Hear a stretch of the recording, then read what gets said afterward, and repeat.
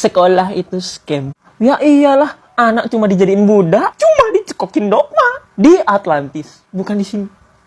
Tan Malaka di Madilog itu ngajarin kita, pendidikan itu harusnya bikin kita kritis, bukan tunduk. Di zaman Yunani kuno pun, Socrates juga ngajarin kita, pendidikan itu bukan tentang ngisi ember yang kosong, tapi menyalakan api. Artinya apa? Pendidikan itu harusnya bikin kita mikir, mempertanyakan segala sesuatu. Supaya kalau dikasih amplop nggak langsung nurut. Ya janganlah kalian kayak anjing dikasih tulang langsung geol-geol. Socrates pun sampai dibenci gara-gara dianggap bikin pemuda nggak nelen mentah-mentah omongan pemerintah.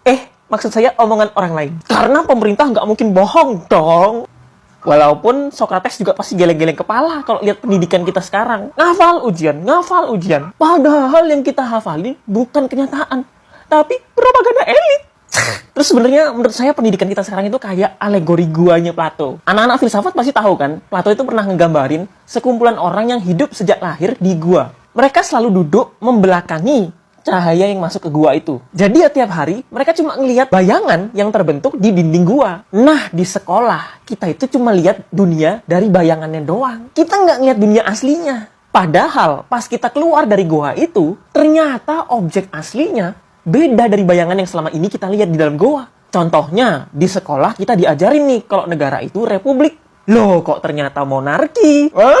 Itu contoh. Di sini enggak ngaku.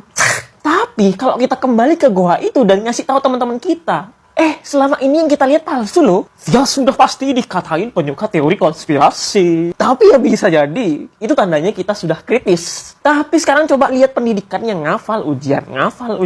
Anak-anak bakal dibimbing keluar dari goa tidak? Kalau tidak, ya itu cuma bakal jadi budak. Intinya Socrates, Plato, Tan Malaka itu udah ngajarin kita apa itu dogma dan apa bahayanya. Tugas rakyat yang mengawal pemerintah. Jangan sampai pendidikan di tangan mereka cuma mencetak budak untuk membiayai gaya hidup mewah pejabat.